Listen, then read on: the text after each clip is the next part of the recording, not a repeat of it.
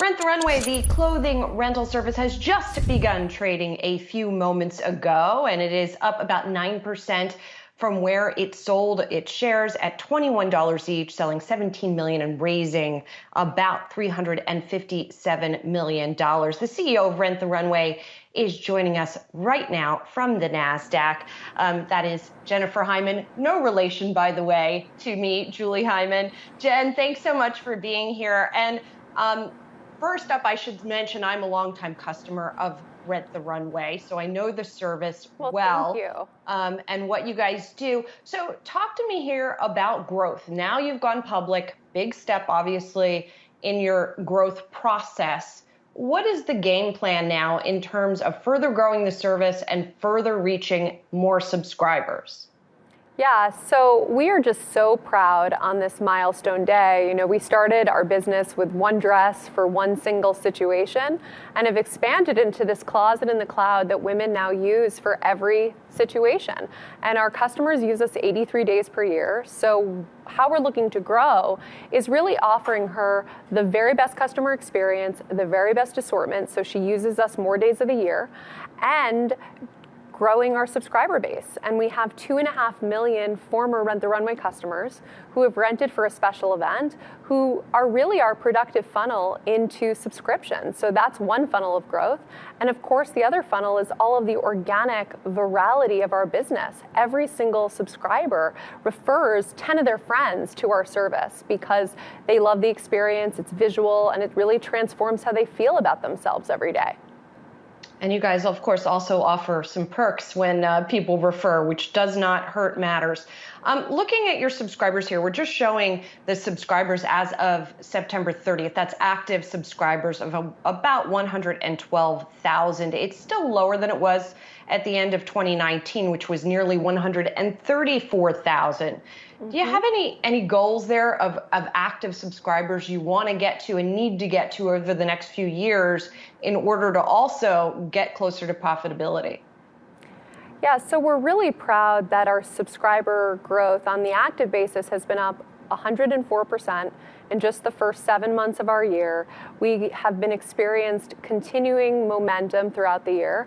And what is amazing is that women did not have to return to the office in order to return to Rent the Runway.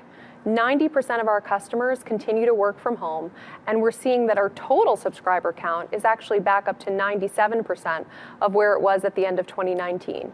So we think that we will continue to scale beyond those 2019 levels. One of the exciting things about the subscriber base is who they are right now.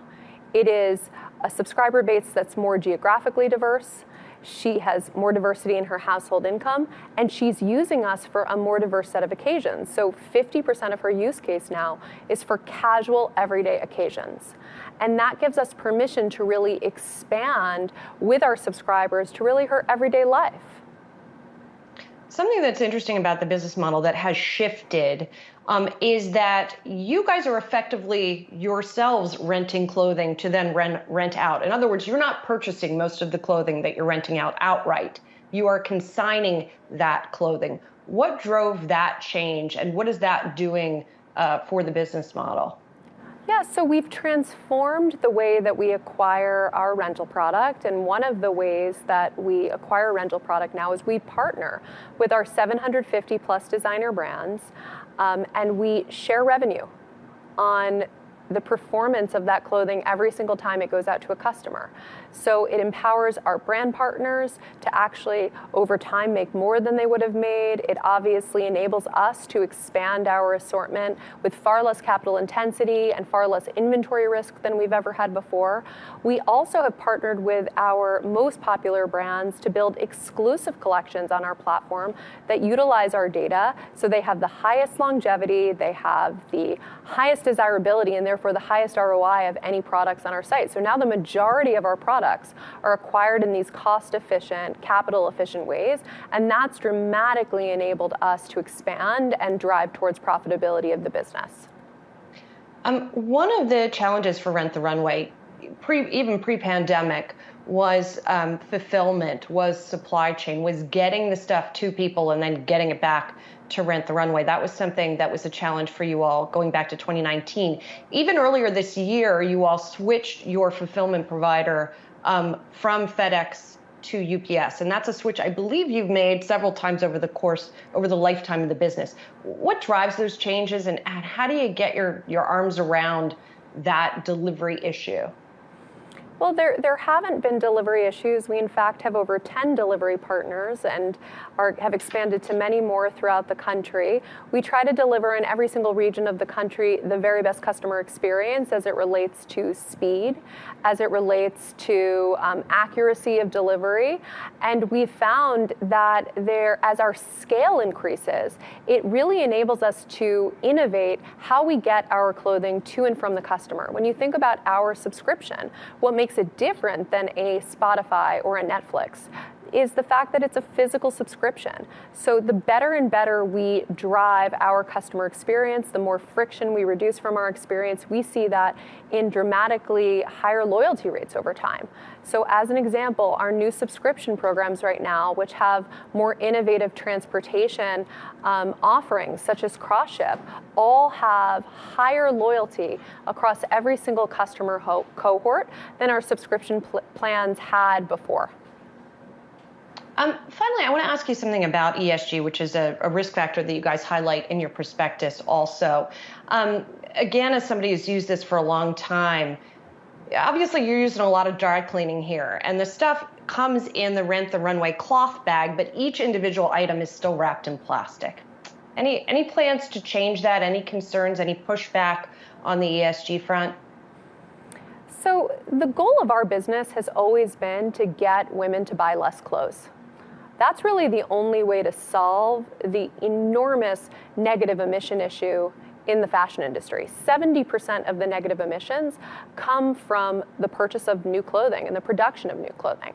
So we're in this cycle of overconsumption, overproduction. We've actually proven that when women rent the runway, they buy less clothes. So we've conducted an LCA analysis that really takes into account the impact of rental and nets out what could be negative impacts of transportation or negative impacts of cleaning. And we have found two things. Number one, that we've displaced the production of 1.3 million units over the past decade, which means that because of Rent the Runway, this clothing didn't have to be produced in the first place, which is really the heart of the problem. And second, on a per rental basis, it is more sustainable to rent than to buy across water usage, energy consumption, and CO2 consumption. So we are very proud that our sustainability goals and our financial goals are perfectly aligned. When we rent this dress an additional time, it helps our bottom line and it helps us to further utilize our shared closet, which is exactly what our sustainability goals are. Jennifer Hyman, thanks for being here. Rent the Runway CEO on the IPO day. Appreciate your time.